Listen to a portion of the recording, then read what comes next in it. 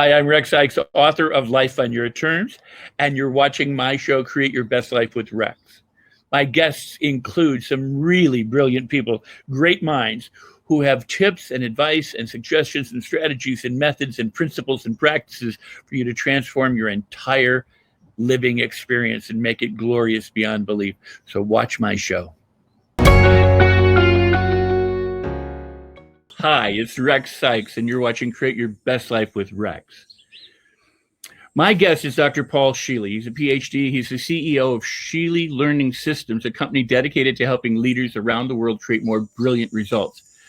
His company offers transformative learning programs that can boost performance and improve the bottom line. And so when you need to resolve issues, launch new products, motivate people, or facilitate change, the company's programs in problem solving, creativity, communications, learning, and leadership development will help you apply vital leading edge skills and achieve success.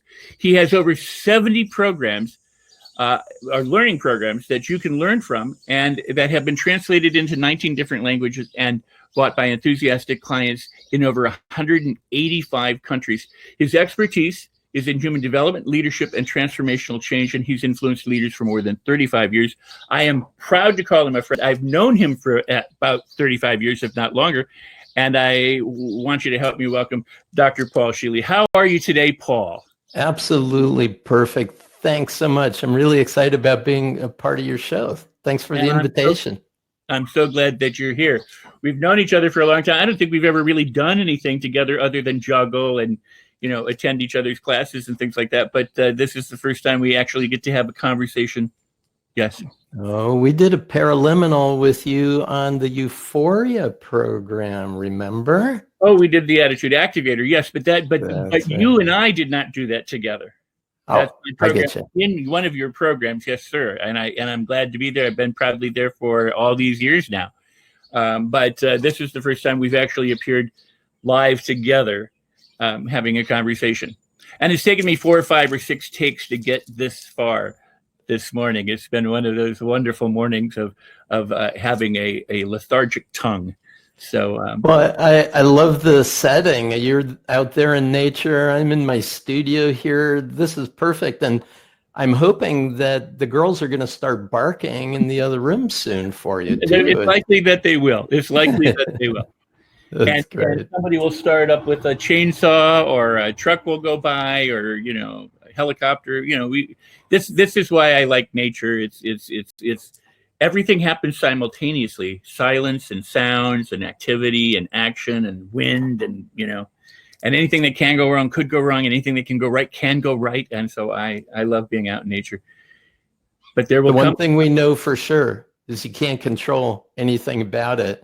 And right. As my wife often says, control's an illusion anyway. So why not just go with the flow, right? Let it happen. Let it happen. Absolutely. And I am so thrilled to have you here because for all the years that I have known you, you have been a pioneer and a leader in transformation and in learning and in whole brain learning, accelerated learning. I have benefited from knowing you in untold and infinitely numerous ways. So it's a pleasure. And what I wanted to ask you is currently what is going on with you? What do you now? What ground are you breaking? Well, it's been a lot of fun for me in the last several months because I've been talking about the importance of the great turning of human history for quite a while. I mean, because you and I grew up in the 60s and 70s, we knew the human potential movement was coming in for a reason. Peter Russell talked about a white hole in time as opposed to a black hole in space. The white hole in time is a spiraling of consciousness where we're going to have a supernova of awakening for the human family. And I think more now than ever before, we're recognizing that the 8 billion of us that live together are really living side by side. They're in our backyard. They're in the next room. We can't pretend that the actions that any one person takes doesn't affect everyone else on the planet. So this is a very important time in human history, I think, for what you and I have prepared our lives for, to be able to be a leading force for the transformation of humanity so we can really work it out. That is so beautiful. That is truly beautiful. I agree with you. I think we are literally, and have been, I mean, in all of the span of consciousness time, we are certainly at that, what appears to be the precipice of major change. I mean, it's happening. And to use an ill-placed and sad metaphor, like the frog in boiling water doesn't know that the change is occurring because it acclimates to what's going on. Don't do that.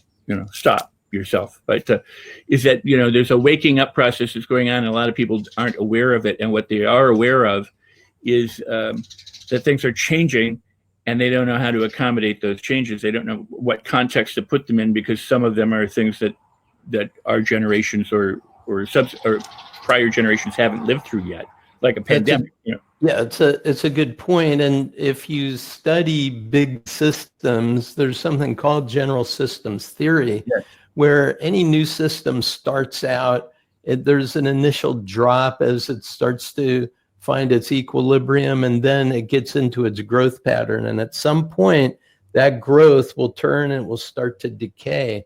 Yeah. And it's before the point of that turning that we want to start the next. And that's what's really been happening. The 60s and 70s were the start of a new way of being.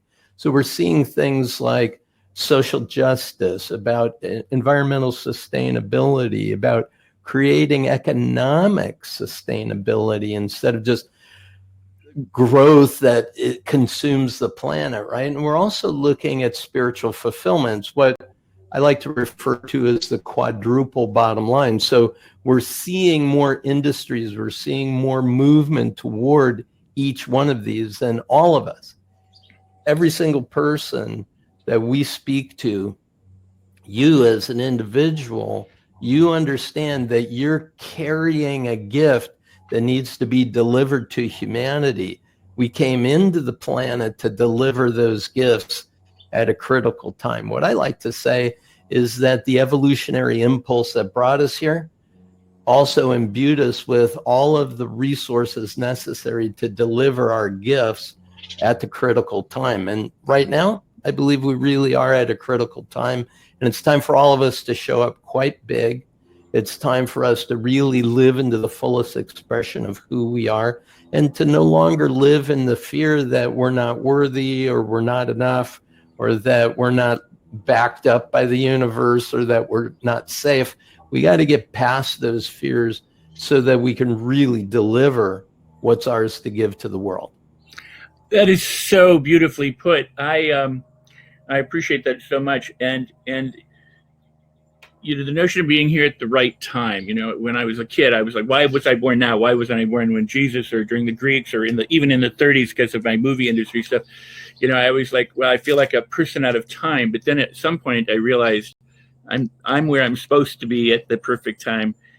But then there's also that there's the Maya, there's kind of a deception going on. I tend, and I believe you appreciate this as well. We are source playing hide and seek. This is the Leela, the divine game, where we are waking ourselves back up and recognizing who and what we are. We've got the collective power of all the infinite creative consciousness in the planet at our disposal, but we act like we're just pawns on a chess table, as a game, instead of being the powerhouses and sources that we are. And I think people are, the waking up is to wake up to the fact that we are all connected, like the roots underground. We're all connected. We're all one thing. We're all one source. We're all one species, whatever, but we're one consciousness. And we're starting to wake up to that. And in doing that, we play these games with ourselves. We hide and seek. And so we make it a little bit tough so that we don't just burst out, and go, well, I won. So, well, yeah, I like you're positioning it in the way you are. The way I also like to phrase it is, we're not merely humans trying to have a spiritual experience. We're spiritual beings here to have this fully human experience. So what we're living in is essentially a spacesuit. It helps us move around in 4-dimensional time space. So we We have a physical body, but we're more than that. We have feelings and emotions, but we're not our feelings and emotions. Right. We have a mind. We do have thoughts, but we're not mind. We're not thoughts. We are that greater presence and power here in this human experience. So it's very typical that we go through two phases. The first phase, we're born into the world utterly helpless. And so we believe that everything else has power and that we don't. Right. As some spiritual teachers say, in order to come in, we have to have two agreements. Number one is that we will forget who we really are. We'll embrace the tree of forgetfulness in order to come in. And the second thing is that we'll hide our power in a place where we'll never look. Well, where is that? It's behind the thing we fear most. Absolutely. And so everything about us for the first phase of our lives is saying, oh no, I'm small, I'm no good, I can't do this, until there's an awakening that says, wait a minute, there's more going on here than meets the eye. And maybe it's a helper on the path. Maybe it's a mentor that comes in. Maybe it's our soul self that finally says, okay, I think you're ready. Let me start putting the pieces in front of you for you to pick up and take the next steps. But however it goes, what we now know is that this is a critical time. And so when I got started in this work, I definitely had an intuitive understanding of a lot of it. I was gifted some brilliant teachers. I started in on the Himalayan tradition of yoga, science, and philosophy. I understood and studied the science of mind and spirituality, metaphysics. I was able to look at the science of it, got a biology degree, and the equivalent of an undergrad psych degree, a master's in adult learning and human development, and finally a PhD in leadership and change, specifically studying what is the critical incident of transformation that occurs, and how can we as leaders be facilitators of that transformation. Which is why I believe you and I resonate with each other so much, Rex, is that we do know that we're here to hold a container in which everyone can awaken to the true power and potential that they are. You know, it's an interesting thing. I have always, I'm going to switch the screen. I wanted us to both be here, and so I apologize. Oh, figure it out yet. There we are. I've always had this inkling, this sense, this feeling that, and it's taken me a while to embrace technology. You know, the years ago, people would come to me and ask me if I wanted to do infomercials, and I didn't want to do it. When the internet was exploding and people say, Rex, you got to get on the internet. I didn't want to do it. I'm like, I want to work in small groups. I want to work one-on-one. There's a physical energy transmission that occurs where you're in person.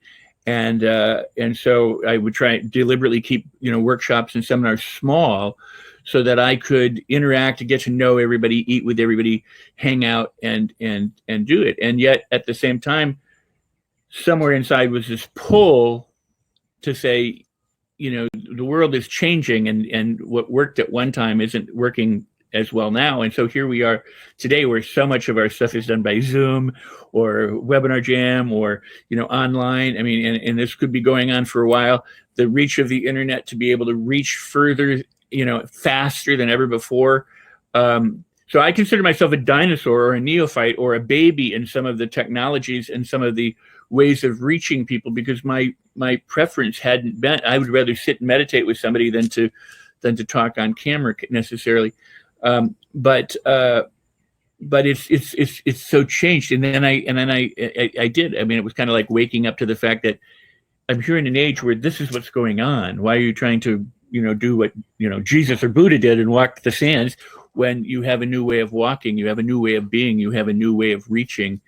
And where I used to think it was not so good, it was used for less than glorious reasons. Now I'm fascinated by the opportunities that abound to be able to reach, to invite, to welcome, and to help people transform all over the place in a variety of ways that I had never ever even thought possible. So, it is always waking up to what opportunities exist to allow ourselves or others to make that leap from one state of being into another form of consciousness. Excellent. We'll have to get a T-shirt that says Luddite no more. Luddite no more. And what happened was, for me, I was into the Nightingale Conant materials, the audio recordings of Earl Nightingale back in the early 70s. When I was a student at the University of Minnesota, I had the good fortune of being trained as a clinical hypnotherapist while getting a biology degree. So my part-time job in my apartment and also at the Hypnosis Center Clinic in Excelsior, Minnesota, I did hypnosis work and got into self-development recordings. Then technology du jour was cassette tapes. Right. And Earl Nightingale was one of the people. He was the first person ever to have a solid gold recording that was just voice only for self-development. It was called The Strangest Secret. And it came out in the 60s. And so when I was at the university, I had been initiated into the tradition, thousands of years old, of meditation. And one day I just received a download about a cassette tape that would not tell people how to live their lives, but would guide them to the true resources that are already within, because the true self is ever free, ever pure, ever wise. So self-improvement didn't make sense, right? Because you can't improve on the self.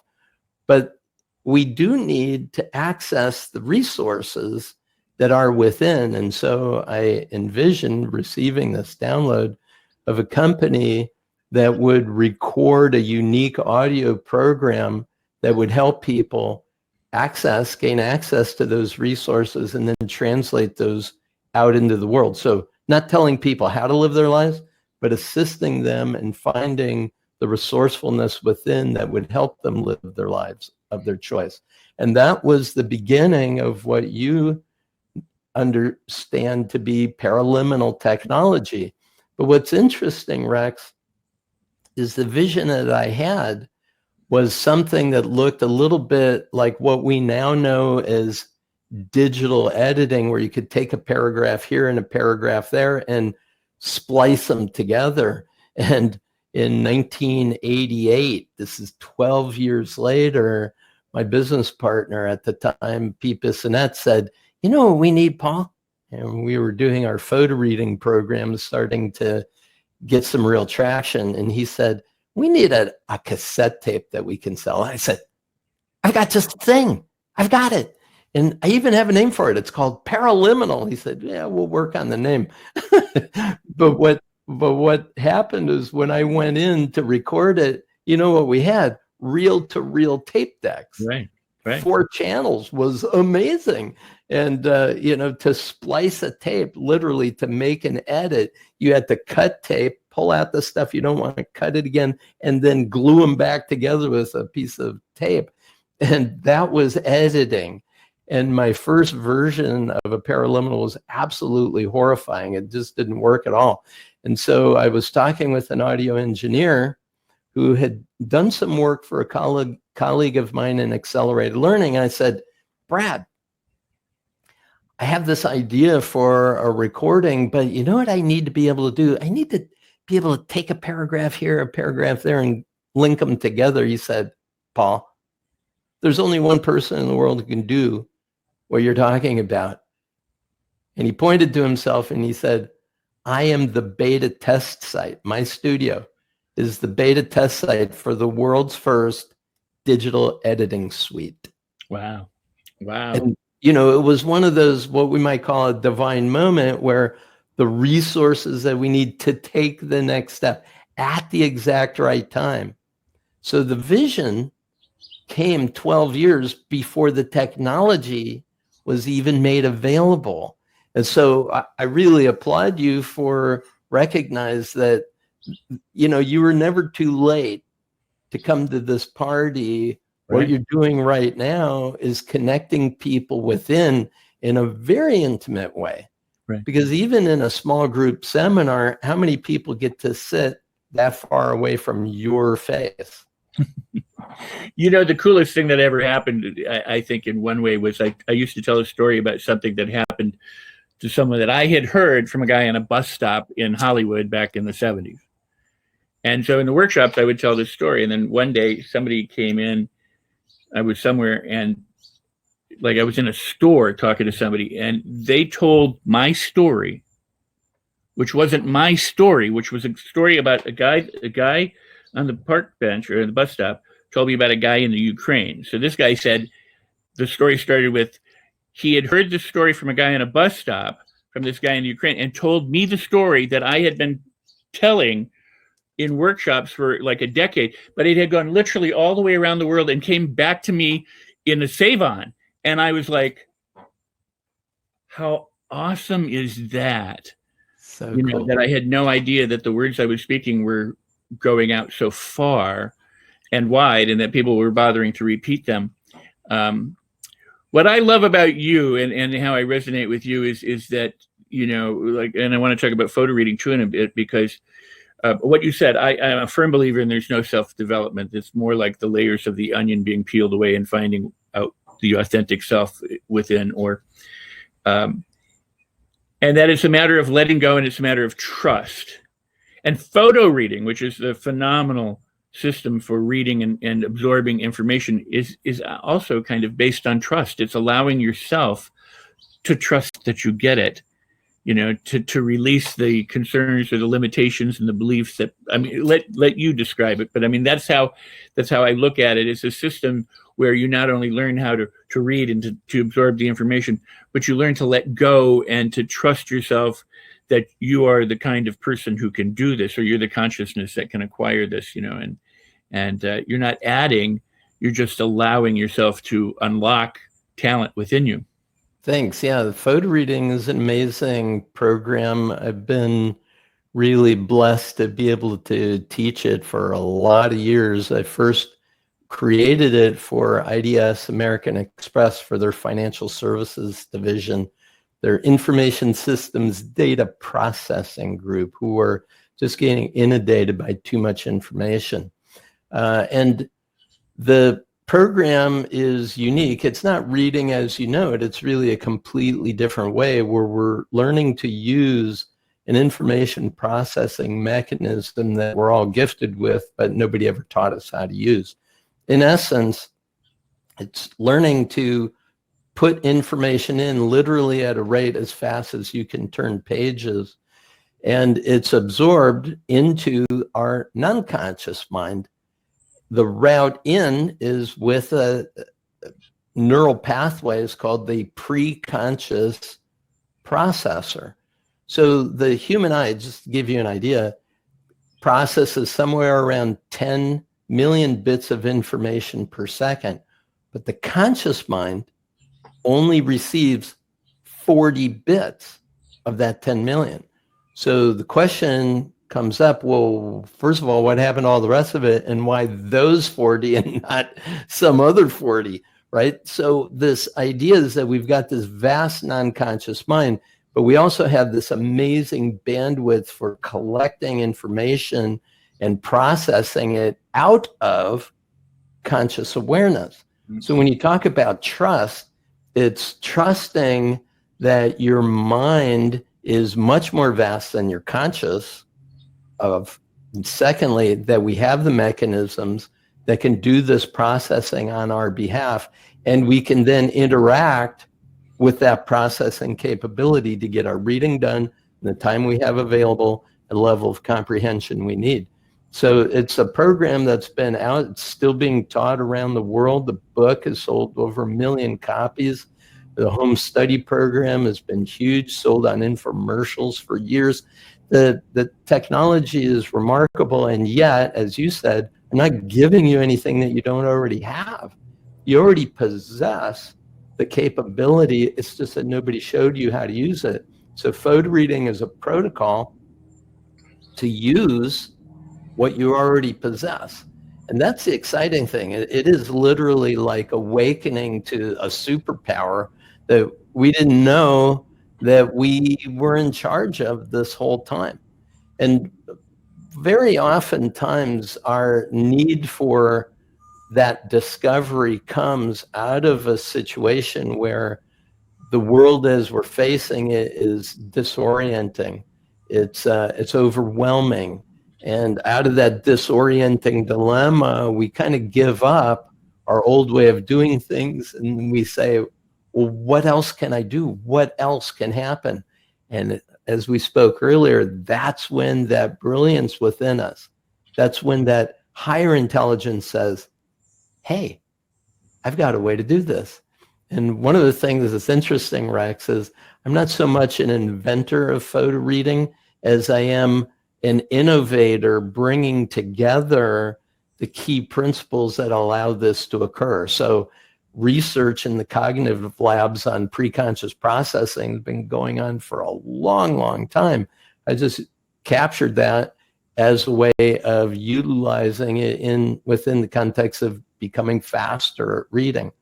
But like you and I know, a person comes with a presenting problem, but what they discover is a lot more of who they are that has been waiting to be revealed to them. So if we can, and that's really what I like to talk about, is how do we face those moments of overwhelm or disorientation, not as a punishment, but as an opportunity for a shift, a pivot, and an expansion into what's possible. Absolutely. You know, it's and it was very beautiful what you said, Paul. And I think, you know, when you're not aware of something, you're not aware of it. You know, if you're sleeping, you don't know that you're sleeping unless you're a lucid dreamer, of course. But generally, you know, you're asleep, you don't know that things are going on. That's why you have fire alarms and stuff to wake us up, you know, and to bring our attention to stuff that we might otherwise miss. Our vast non-conscious is so many millions, billions of times infinitely more powerful than the conscious mind. What we're not aware of, we're not aware of. And sometimes it will trickle down, or we get downloads from the unconscious or infinite intelligence or the cosmos or however you want to describe it. And that is a process that people can actually train themselves to be more facile in, and it's getting out of the way and allowing these downloads and allowing the transmissions to occur and to change. But the interesting thing that I find, you know, we're used to neurolinguistic programming language or therapeutic change, where there's a present state and there's a desired state, and you want to get from the present state to the desired state. And yet, you know, Einstein had said, you know, you can't solve a problem at the level of the problem. You have to come from another aspect of your being, or another level of awareness. And so it's truly about becoming more aware and waking up to our talents and our abilities, or our powers, that we are source, that we are consciousness, that we have so much that we can do that we don't even know we can do yet. And so my favorite, one of my personal quotes has always been, you know, exploration is the doorway to adventure and awareness is the key, because you don't, until you become aware that you have an authentic self, you probably won't live as though you have an authentic self until you become aware that you have resources in what you do in so many ways, and what so many of us do together is try and connect people up to that resourcefulness, to that experience of being, where they can generate their own change, make their own change, and not have to live like a victim, or not have to be feeling overwhelmed, or not have to, you know, lose control, but to actually understand that they are creators and can create and make happen and make real positive changes for themselves. Absolutely. I had the opportunity to be the keynote presenter to a university that was going to start their next year of classes. And so they do a big faculty development day. And the provost of the university read my dissertation, was very excited. And when the president of the university talked with me about what I'd be sharing, I said, well, the provocative idea I'd like to offer you is that the purpose of education is the liberation of human genius. And you could see her just snap her head back, like she had never considered that. Wow. So often education is trying to instruct people on how to live their lives as if we're empty barrels.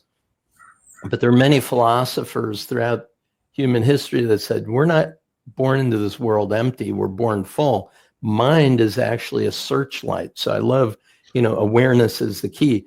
Mind is a searchlight that will illuminate what's already within that and within us.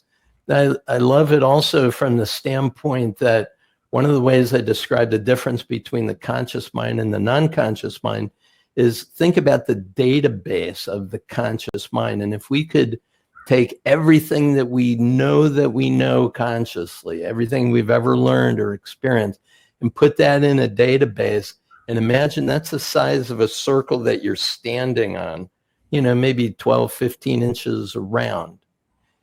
That conscious database is in the center of a database that's 11 miles across.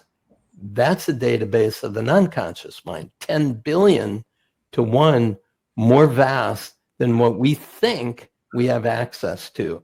And so it behooves us to find technologies that are going to continually connect us to this vast resource that's already within our possession.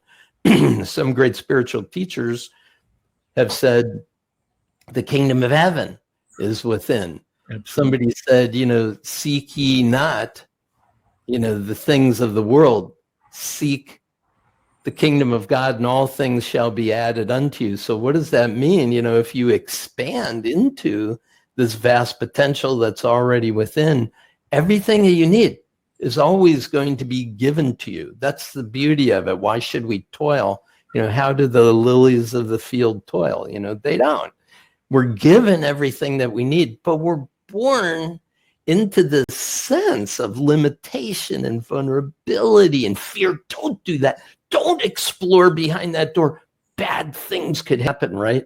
I mean, I even heard in the early days of doing my work that I couldn't teach kids in a classroom how to access their non-conscious mind by closing their eyes. Oh no, we can't let kids close their eyes in our classroom. Why is that? Well, because parents will say they're going to get possessed by the devil. Really? I know a woman who legislated that.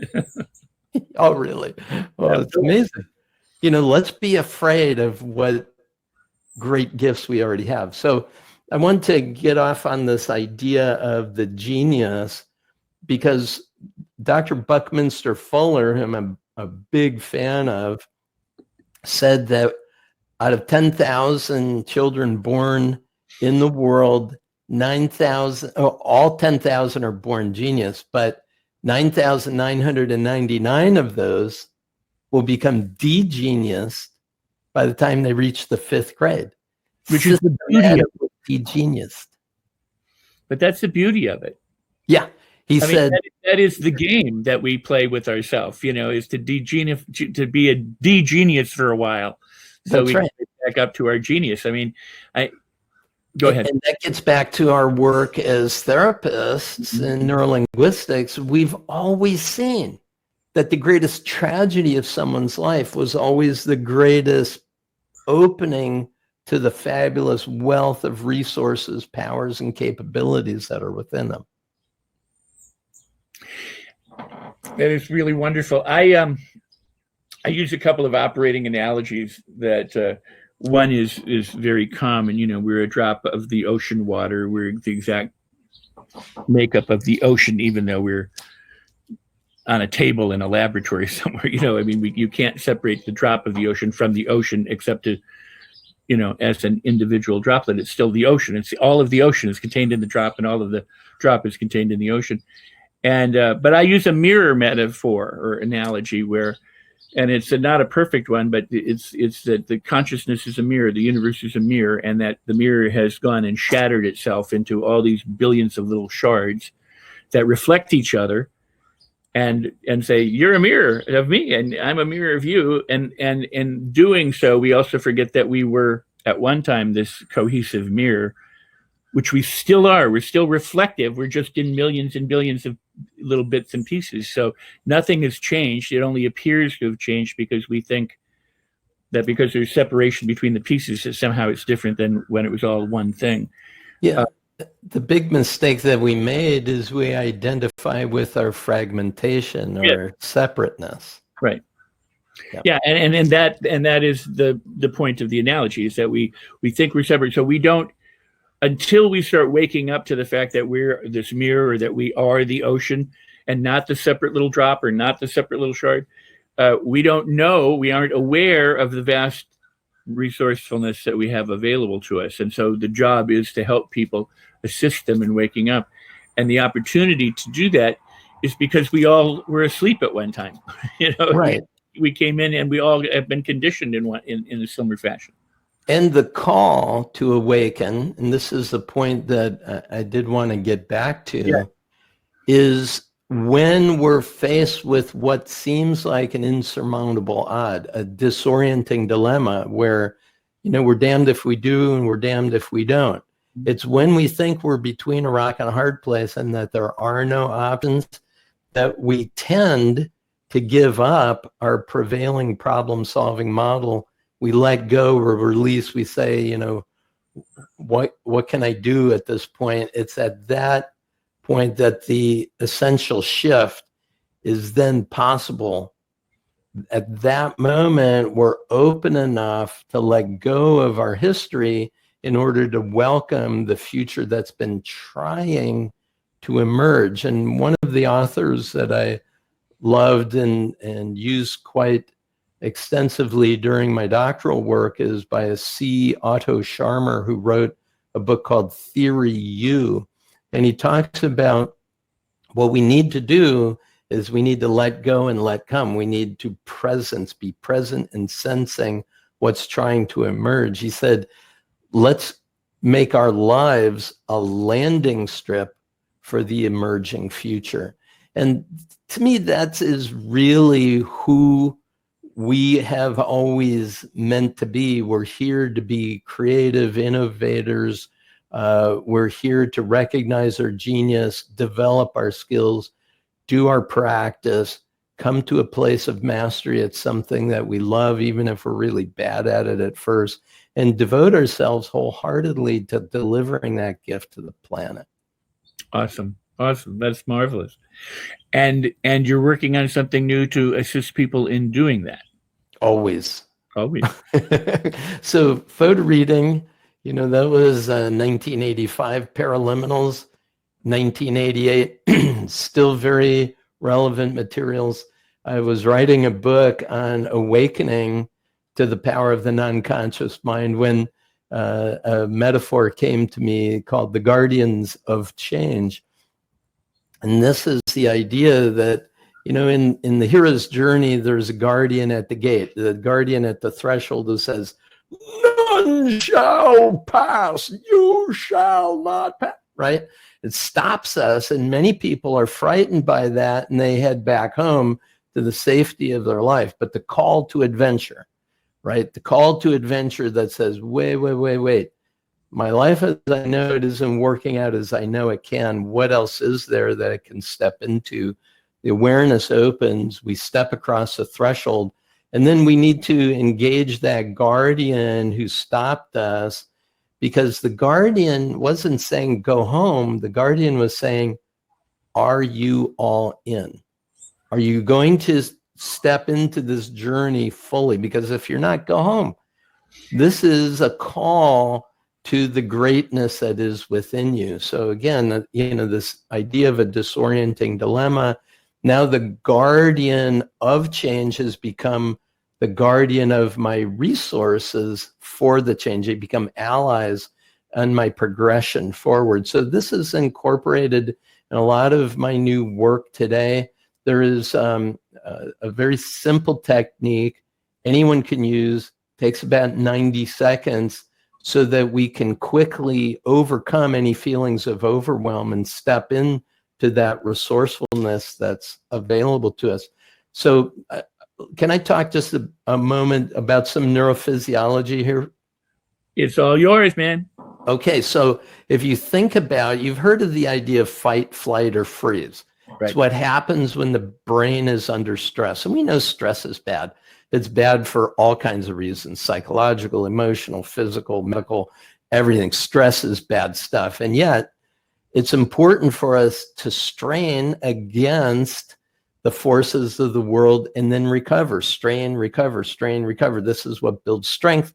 It increases our flexibility, our possibilities, and it helps us get where we want to go. So stress isn't a bad thing, but being overwhelmed by it is.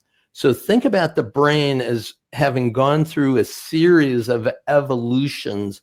So the oldest part of the brain is the reptilian complex.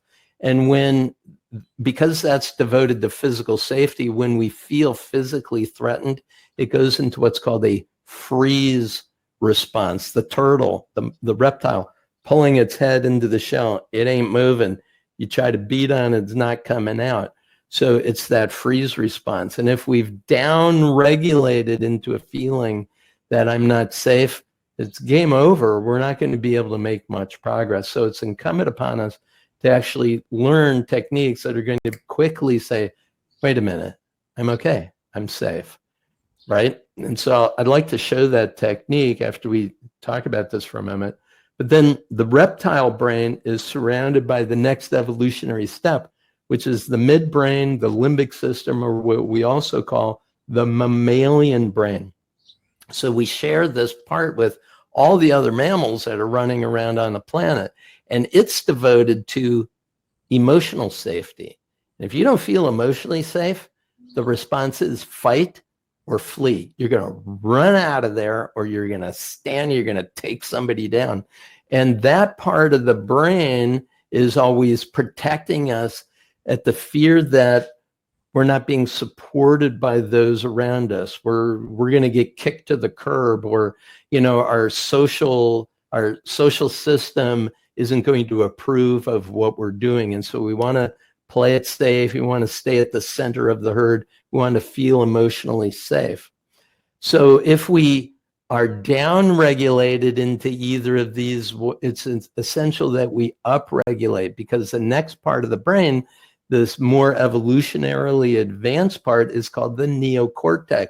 This is what distinguishes humans from most other species of mammals, is we've got this bicameral mind, the left and right hemispheres. And this is what we call the thinking brain. And supposedly higher order thinking can come from this if in school we're trained to be able to get to those higher orders of thinking capabilities. So that's great. Reflection, being able to look at the past and the future, being able to think about possibilities, that's all very important. And when we feel connected, that's when we connect the hemispheres of the brain. The rational, the creative, essential for being able to make changes that are going to help.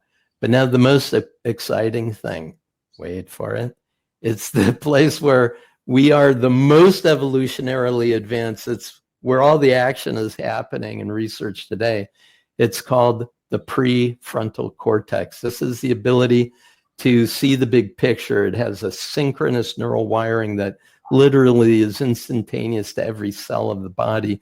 It's the part of us that expands when we meditate. This is the exciting part. Now, we're wired with it, but it's like we're living in a high-rise apartment and the top 80 floors we're not even inhabiting because we're so down-regulated by our stresses and our sense of overwhelm. So I invite you, everyone, to please learn to overcome feelings of overwhelm, up-regulate your brain so you can start accessing those higher brain functions that are already existent within you. And like I say, we're going to then liberate that true genius that's within you. That's awesome. Very cool. Very cool. Yeah, I mean, the idea being that you're using the triune brain, left to right, front to back, bottom to top. I mean, it's engaging the entire system as opposed to living with an uninhabited 80 floors. I like that analogy. Yeah. So if our prefrontal cortex gives us mindsight, it's the part of when we talk about awakening, Rex, it's that ability to see the big picture, that we really are connected to the entire universe. We are not an individual drop. We are the ocean and indistinguishable from it. The power and presence of the creative force of the universe is expressing through us as us. That's the part of us that awakens when we get out of that down-regulated brain, when we up-regulate into the power of our prefrontal cortex. And so if you think about what stress does, is it basically shuts everything down. It affects us at the level of our attention. It puts us into tunnel vision. Our perception becomes distorted. Our ability to think, to make decisions, to remember what's important, to be able to respond, all of those are negatively influenced when we're under stress. So, what do people say when you're really stressing out? Is it take a breath? Well, what is the breath? That connects immediately to the reptile brain. So I say take two steps, take a breath, and then as you exhale, just drop your shoulders. Because when we're stressing, our shoulders come up. You've seen this in training public speakers, right? People come up, they're breathing in the upper part of their chest and their shoulders are up, wrapped around their ears. And you say, hey, hang on just a moment. Take a breath. Would you lower your shoulders a bit? Because now we get out of that reptilian, I'm not safe. And now we have the opportunity to get into a sense of calm. And that's where we want to relax the frontalis, the forehead muscle, and get a slight hint of a smile at the corners of your eyes and mouth, that Buddha smile. What that does is it instantly sends a signal to everything in your brain and body, what I call the neurophysiology. We immediately send a sense of calm, and all the necessary neurochemicals, and you're big on this idea of a neurochemical cocktail, right? I learned that from you from Design Human Engineering. We want to drink that cocktail that's going to help bring us to more resourceful states. And then the final part of it is to notice the touch of the breath in the nostrils. As a meditator, you also understand this. Pranayama is the most ancient science in yoga. And it's that alternate nostril breathing. It's the awareness of the breath, prana, first unit of energy that flows from the mother. In the Taoist tradition, it's called chi. But in the Himalayan tradition, prana, if you balance the breath, you now balance the hemispheres. You connect the heaven and the earth. You connect the inner and the outer. You connect the hemispheres of the brain, the sympathetic nervous system and the parasympathetic nervous system. So if you just breathe, and anybody, please, just right now, notice the touch of the breath in your nostrils and don't let it be held, let it flow. So no hesitations, no pauses, just one continuous flow. And then see if you can have the exhale and inhale be of a similar duration. Because when you do that, now you're connected. So you're safe, you're calm, you're connected. At that moment, Rex, you see, and it takes 90 seconds to do this. At that moment, you've now opened the door to the choicefulness that you have and also the great possibilities that we can hope for, dream for, and live into for our lives. And that concept of overcoming overwhelm, anybody can go. I'll teach it to you. It's on my website. It's a free download. You get a 5-day laser focus challenge where every day for a few minutes, I'll take you through the next step of it for 5 days. It's called the 5-day laser focus challenge. It's on ScheeleLearning.com. I really invite you to experience it, play with that. We'll put links in the description for people to be able to click on as well. That's awesome. Excellent. Thanks. That's awesome. That's I love this, and I have the attitude activator, for example, is stop, breathe, and shift. It is that it always is the connection of the breath.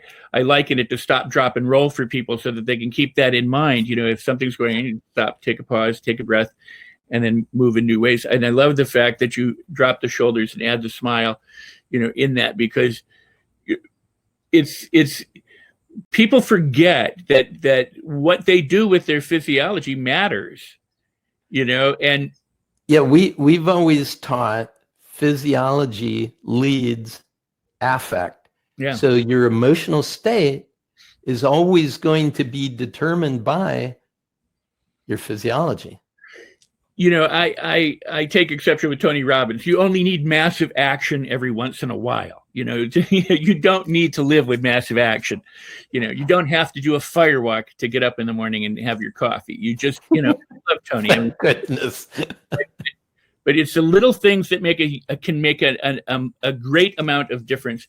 I tell the story of how for decades it took me how long to learn that I would boil water in my kitchen, and I'd be sitting in the living room or the dining room in another room in the house, and I would hear the water, getting loud, and I would run in and I would sit there and I'd have to wait a couple minutes for it to actually boil. And it literally took me 10 years or more before I figured out when it boils, it gets quiet. Because it transforms to steam, and then it quiets down into a slow rolling boil. So now, I sit in the water boils, I hear it, I go, okay, a couple minutes, I can go in there. And so when the sound goes off, I go in and get, I used to train in my seminars. I used to train a lot of, the blind techniques, because the blind rely on a sense of hearing. Like bacon has 3 different smells: raw, medium cooked, and cooked bacon. So they pay attention to that sense. With money, folding money, they would, we would teach people to calibrate between a 1, a 5, a 20, because the amount of ink made the rubbing of the bill different. There was more fraction if there was less ink than others, so you could calibrate. Because I always wondered how these guys could give you change. Like I'd go to the courthouse and they would have a blind guy giving you change for your money. And I was like, how does he do that? And so I learned. But hearing is the other thing. So like, when the water boils and then it drops into the rolling boil, everything is now calm. But using that analogy is twofold. One is the time that we're living in this time of overwhelm is when all the atoms are banging up against each other. It's getting, the heat is being added, and it's getting this kind of thing. But the difference between 211 degrees and 212 degrees is just 1 degree. So all the way from 0 to 211, we're agitating the atoms. But with just 1 degree of change, then everything transforms into steam and it becomes useful energy. And what you've done is you do the affect of using the smile, using the shoulders, using the breath to lead the person into the states of comfort and relaxation, and the ability to be open and to then shift into more resourcefulness. And lastly, and I want to give it back to you, lastly, Muhammad Ali used to say, I hate training. I don't even want to train. But I do it because I know that I'll be a champion if I train. People think that motivation comes, that you wait for motivation. You sit there and go, I have to feel like doing my taxes. I have to feel like cleaning the house. I have to feel like going. And what Muhammad Ali said is, I never felt like it. I did it, and then I felt like it. And so motivation comes from doing. Affect comes from how we use our body. The feelings come from how we use our thoughts. I mean, our results are directly tied to what goes on within us that we translate what out of us. And you demonstrate that so beautifully. Thank you very much. And I think it's essential also, Rex, just to back into what you're talking about again, is a lot of these things we may have heard, and there's a critical mass of awareness that occurs. It keeps building like population growth, right? But our ability to embody it, to actually use it, it follows a very different curve. So essentially the difference between knowledge and know-how, between awareness and skills, is this embodiment requires long periods of practice and little blips up, long periods of practice and little blips up. So a lot of times, and George Leonard talked about this in his book, Mastery, where he says, we have to learn to love the plateau. Yeah. So when we're doing our work, when we're doing our practice, when we're working out, we might not necessarily see the results of that right away. But what we're doing is we're building strength and flexibility so that when the critical moment arrives, we're ready. We've got the capacity as well as the capability to make the most of the opportunity that presents itself. So you asked, what is it that I've really been focusing on? It's this critical incident in which transformation occurs, which I wrote my dissertation on. And the other is, how do we embody the learnings that we recognize are going to serve us going forward, but it's still in the level of knowledge and not necessarily know-how quite yet. So in my dissertation work, I wanted to know, when somebody says, I was transformed by that moment, by that experience, that transformed my life, what does they really mean by that? And so I did a study of 100 participants in a workshop called the Pachamama Symposium, Awaken the Dreamer, Change a Dream. And I selected from that some exemplar subjects that really did have a transformational change. And I thought, we're going to see that there was, things that happened beforehand. Then there was this critical incident in which a transformation occurred. And then what happened to their lives as a result? What were the changes that occurred? But what I discovered is that the critical incident wasn't it. You see, what the research actually showed is that the critical incident now caused the individual to say, wait a minute, life isn't what I thought it was in the past. It's like the story of Siddhartha, Prince Siddhartha, raised in his palace, in his father's palace, never venturing to the other side of the wall, thinking that palace life was the way life in the world was.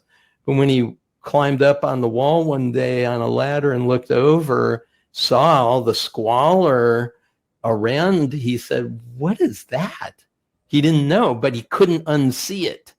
And so the critical incident is that inability to go back to the world as you've known it. You've now crossed the threshold, but now the work has to be done. And that's the critical work of reflecting and embodying and practicing in a way that you can live into your life transformed. And that became the real exciting thing for me, because people do know what they need to do. I believe they really do know that there's greatness within them. They really do know that it's time for them to show up, but they also aren't sure, is this the way? Is that the way? And if there's any kind of fear that's down-regulating the brain, they stay stuck. So to liberate that genius means that we're going to step into the full and wholehearted expression of who we've always meant to be, who we have always been meant to be. Wow, very cool, very cool. And I completely agree. I've always had the opinion that the ancients always were ahead of the game. There's nothing that's being discovered that's truly new or innovation. It's just explaining what has been going on for eons. It's illuminating, like the flashlight in the dark room. We're now being able to highlight the different things and become aware of them, and we're able to describe them in modern day language. But I also do miss the fact that in the older days, and this is idealized, but there were those people who sought out masters and would sit with the master, and the master would say, do this, and they would do that because that's what the master told them to do. And they might do it for 20 years, and everything, whatever would come up, or they might do it for a year, and all their, programming and their resistance would come up, and the master just said, go continue to do it. And then after 20 years, somebody say, well, what happened to you? They say, well, I did what my master told me to do for 20 years, and that's why I'm where I am today.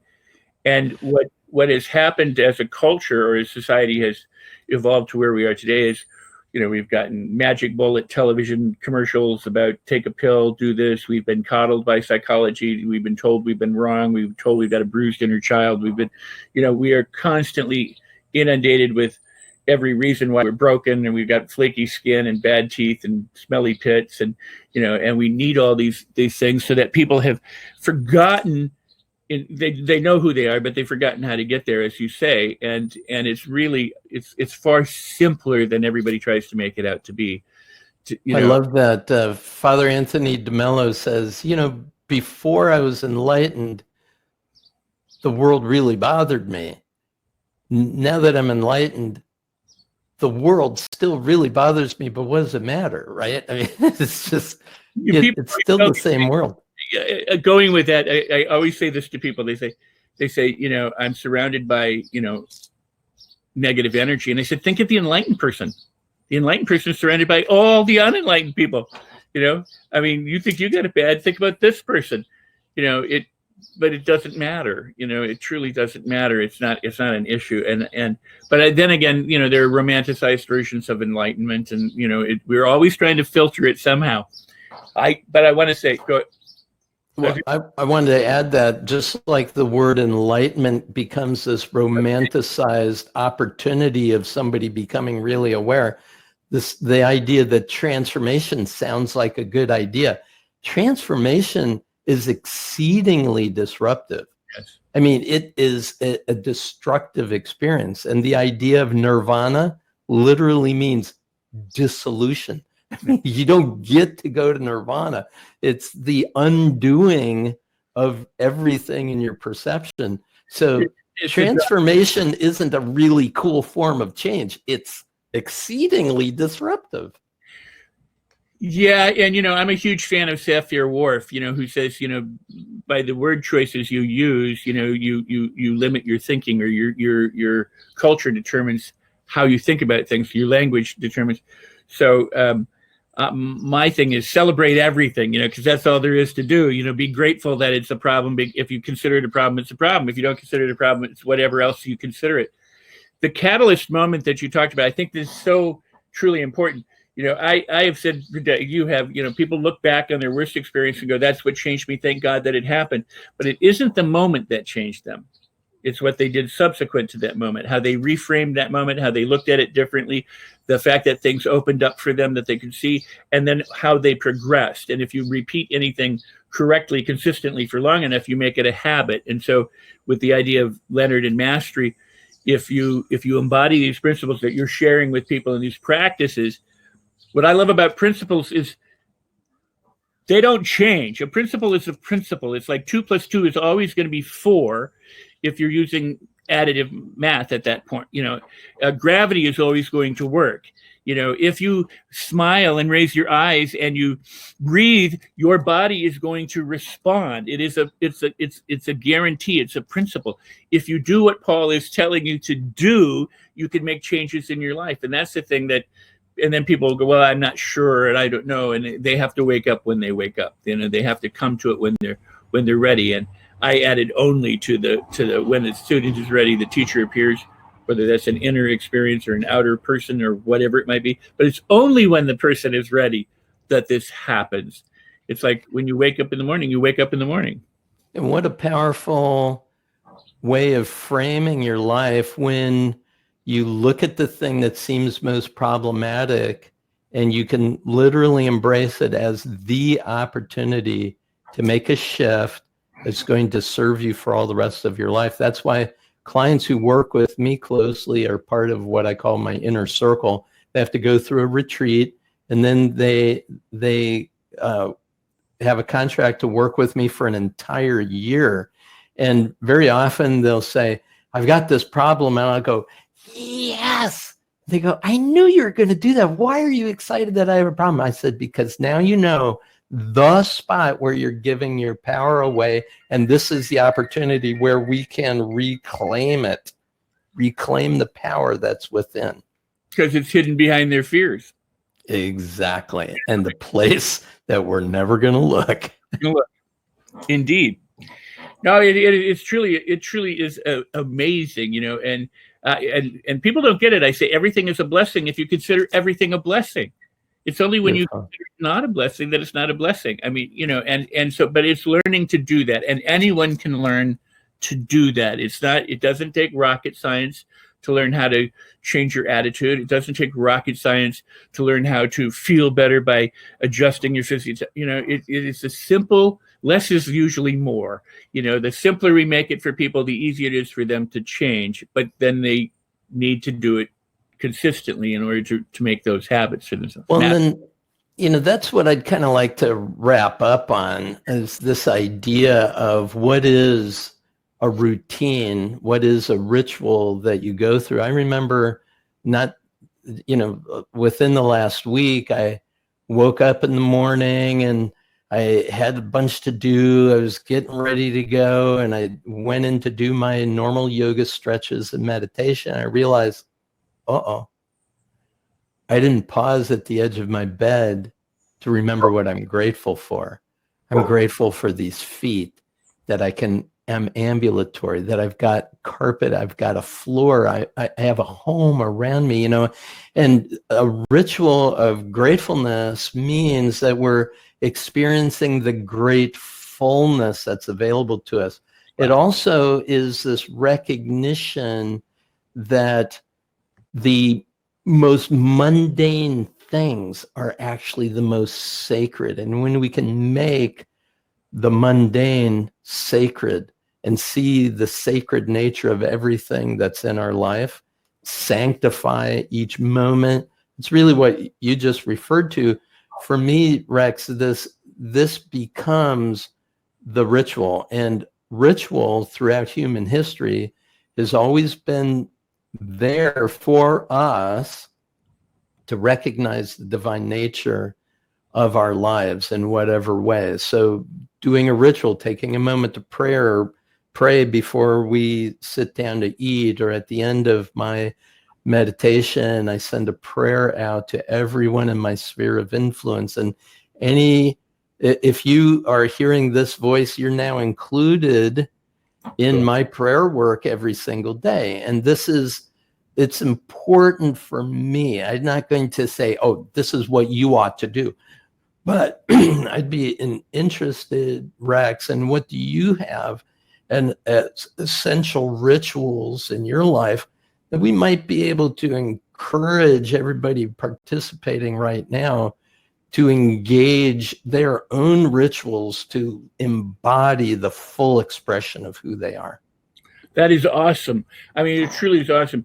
I go back to the mystics, the idea that if you lived in Tibet, or you lived in India, or you lived, if you did Zen, you had morning, afternoon, evening rituals, you had eating rituals, you had cleansing rituals, you had bathing rituals, you had nighttime rituals. It was all about this, adding the structure to your existence, but with the wherewithal that from it comes. It's not just that it comes from as a result, but it comes within doing it. People do, I tried it and I'm waiting for something to happen. It's not that it's going to come later. It's what's coming intrinsically from doing it right now. I want to share something with you, and I'll put it in the context. Back in the NLP days in the 90s, I had a Hasidic rabbi come to my class, and he said, I can't obviously interact with electronics on the Sabbath, but I can be in the class. And he said, and I'm hoping that what happens is that this opens a door for all sorts of Jews to come to you, because so many people say, well, I can't do your workshop because you go through the Sabbath. And he'd say, you're doing God's work, Rex. You're doing God's work. You're doing the work. The God's injunction is to develop yourself, is to open up to your godliness. And what you are offering people is that opportunity to change and to transform and to become one more with God. So they should be in your programs. They should be paying attention to, because this is what God says. And as a result, suddenly I had this influx of people coming to the seminars. But I had asked him, and it was cool because it just opened the floodgates. But because of the mindset around it, which was okay, is I said, Judaism, Hasidic Judaism, always sounds very restrictive. Like you have all these rules and things you can't do. And he said, I like to think of it this way. I think of it like a garden, like a box. And God has put all these things inside this box that I can enjoy and that I can and celebrate. He said, so my life is full. It's rich. And I went, I was thinking about all the stuff I couldn't do. You're being grateful for all the things you can do. And that God is blessing you in so many ways. And I love this man. And we have not been in touch in a little while, but he's still, we have been in touch for decades now. But it was just so beautiful because it is about having something in your life that you do religiously or routinely, but that the value of it is intrinsic to doing it, and the rewards also are long lasting and come. But you can't know it until you actually get into the process. And it's not like running a marathon. You know, a lot of people do the marathon. It's different than running a sprint. You know, people are trying to win and get to the finish line. The marathon idea, as far as I'm concerned, is I'm in it for the long haul. Can I run 100 miles? Can I make it 100 miles? So every step of the way, they're progressing. It's not about win or lose. It's about, you know, and you win. It doesn't matter if it takes you 5 years to do the 100 miles. As long as you cross the finish line, you've finished the marathon. It's an inadequate analogy, but the point being is, it is the process. I love it. This idea is also brought through in every spiritual tradition. I'm thinking about yoga. They talk about the yamas and niyamas, the restraints or the constraints.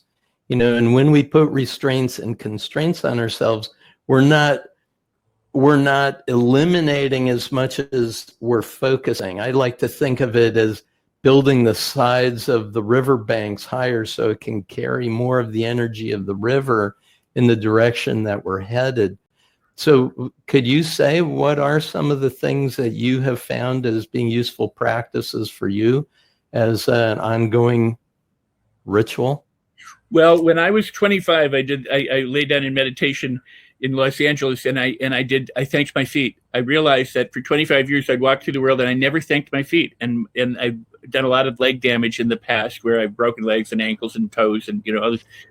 And I always wondered why that was. But in spite of it, for 25 years, they had carried me and I had gotten through things. And so I was so grateful.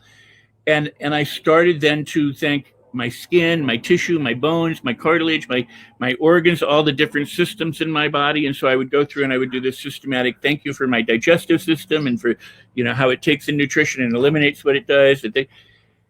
And so gratitude is a huge part of my daily ritual. And so I get up in the morning. I meditate, you know, while I'm still not up and doing things, but I will meditate for a while, sometimes 20 minutes, sometimes a couple of hours. I know I set, I do the gratitude. I set an intention for the day, you know, or something that I'm working on where I go, I want to accomplish this today or this week or this year, you know, whatever is important. But the primary thing is gratitude. And then I read. I've read, you know, like you, I mean, I've done hypnosis since I was 11. I was reading the Bhagavad Gita when I was 7. I had my mom read it, actually, but I mean, always had these mystical books. So every morning I read for a few hours, unless I'm doing a movie or I'm doing something that, you know, I get up every day at 3:30 anyway. So I go to bed at 2, I get up at 3:30. I don't sleep much. But it's the blessing. And throughout the day, I continually to remind myself that this is cool. This is like I'm listening to you and I'm sitting here and I feel the breeze on my skin and I'm outdoors and this is heaven. You know, it's twofold. I've got a breeze. I've got the outdoors. I've got Dr. Paul Scheele, you know, in front of me sharing wisdom and things that, you know, where else you're going to get it but through Paul. And, you know, it's truly a blessing. It's a unique and wonderful and opportune moment that wouldn't have existed had this not taken place. So every moment, I say, make your moments magical and miraculous, you know, make them marvelous, because every moment is something that you can do. So I'm either, if something comes up that would be aggravating, I let it go. You know, I say, you know, do I want this? No. Okay, then let it go. I use the version of Sedona method or left go method or, Ho'oponopono, kind of thing. I mean, I have different kinds of things that I do, just say clear, cleanse, let go, release. But I don't have a whole lot that other than fully gratitude, a lot of reading, and the meditation. I start my day, and then I usually have something to eat, and then I take my girls out. I enjoy the walk. If I have to work, I work. Otherwise, I'm by the water. I mean, my day is, I control my time. Well, or so I think, but I mean, I own my time. So. Excellent. I did a series.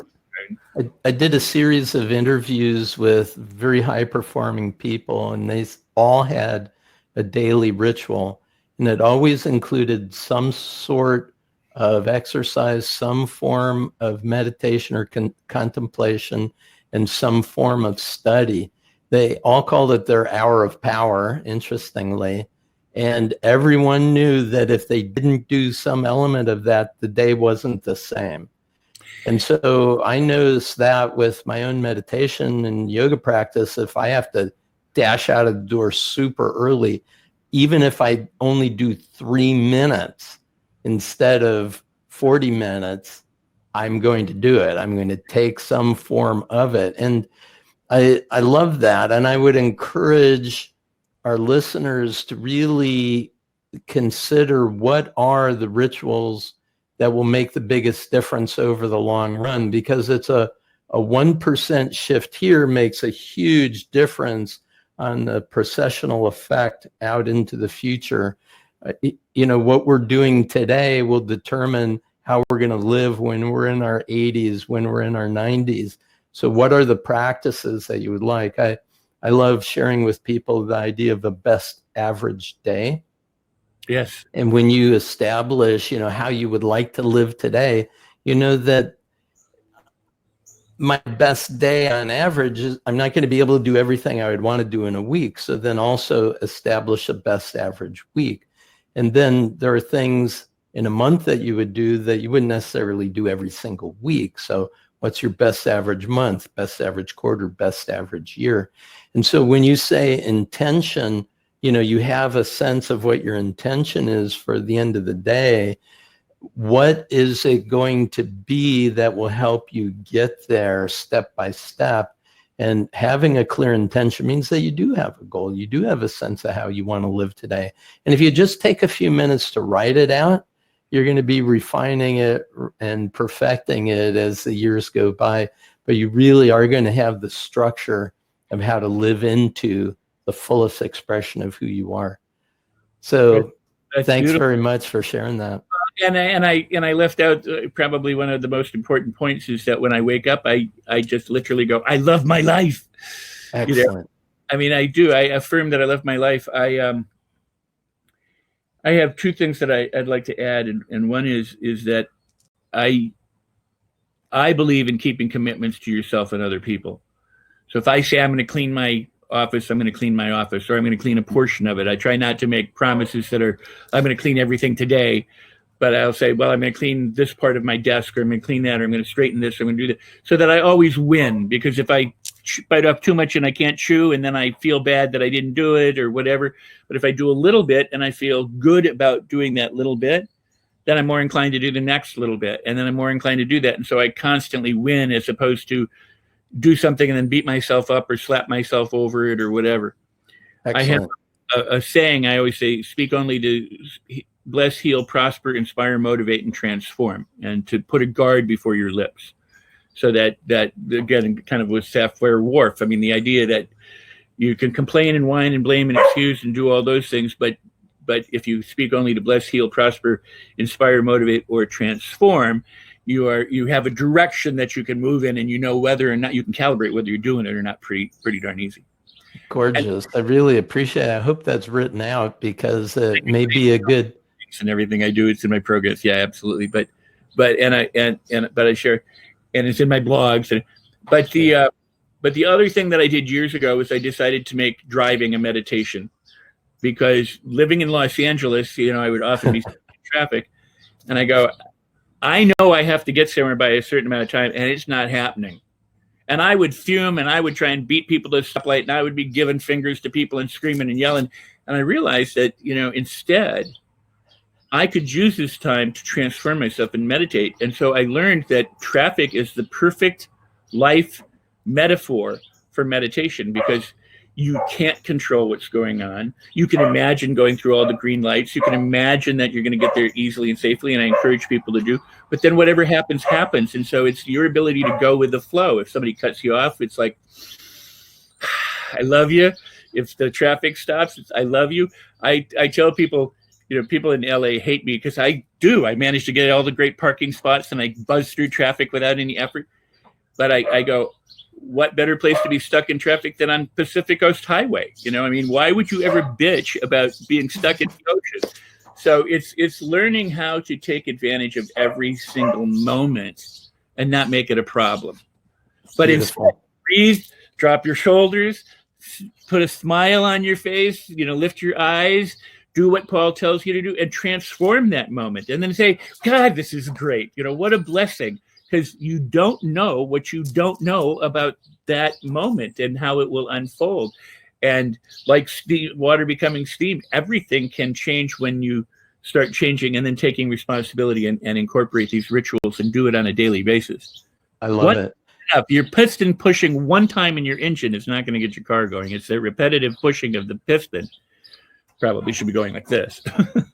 I love it. And what's super important, I think one of the key ideas that you've shared here, Rex, is we need to find those moments in which we're giving our power away. When we are overwhelmed by the situation where our outcome isn't getting met, where we think it's not working out the way we want to, it's in each of those moments that we need to take a breath, lower our shoulders, relax the forehead, get a hint of a smile, follow the breath in the nostrils. You're meditating. At that moment, you're connected with the divine. At that moment, you are in touch with the vast resources within you. At that moment, you're opening up to the magnificence of the prefrontal cortex of your brain, the ability to see the big picture, the ability to have a spiritual experience every moment in time.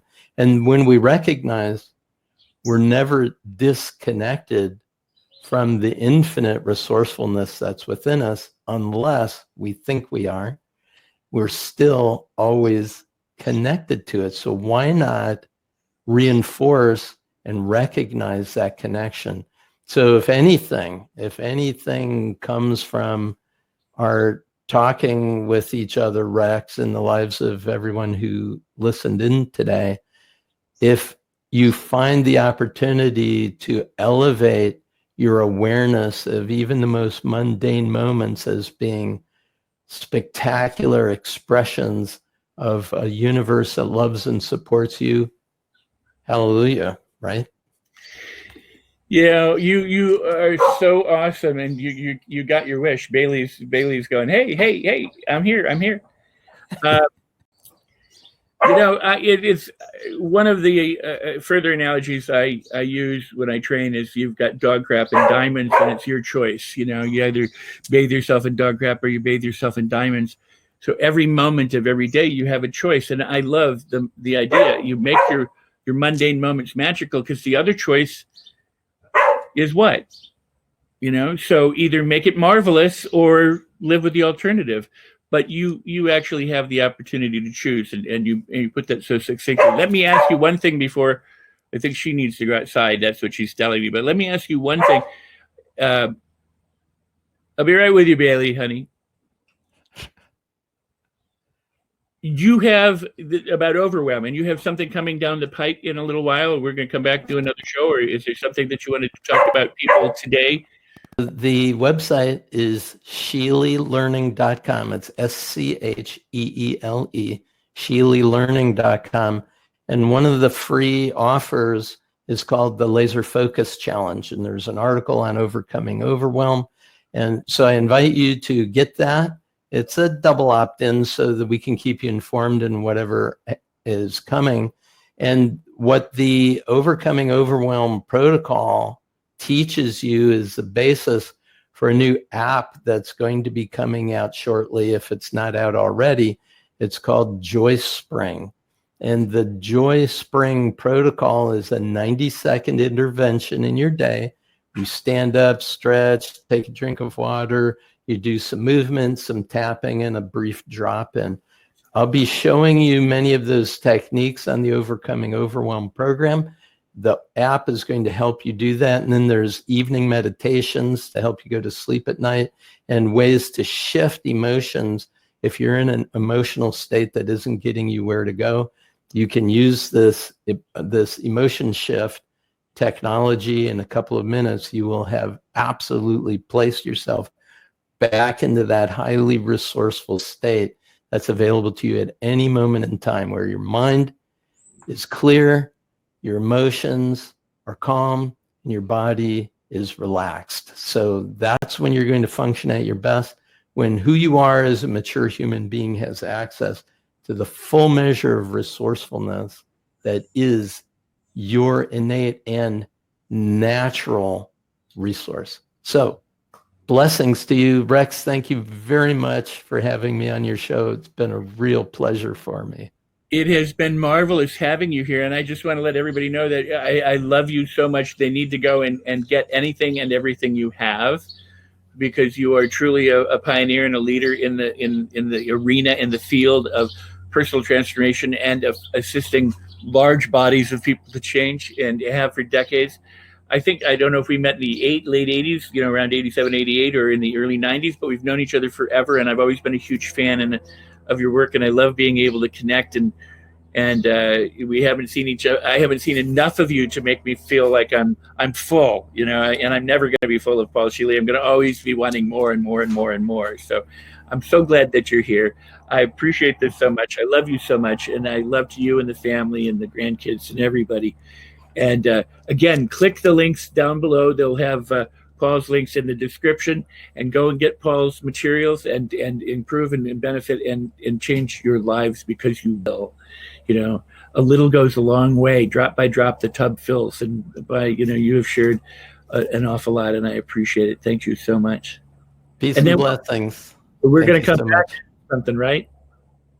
Say again? Oh, yes. I would love to. When we launch the Joy Spring app, I would love to come back and share details on that. Fantastic. All right, everybody. Dr. Paul Scheele. This is Rex Sikes. Create your best life with Rex. Thank you for being here. That's it, everybody. You've been watching Create Your Best Life with Rex. I hope you will apply the powerful principles and practices you've learned in today's show. And also click the links below to go to my website and my guests. There's powerful programs, principles, and practices waiting for you when you click those links. Do it today and create your best life ever.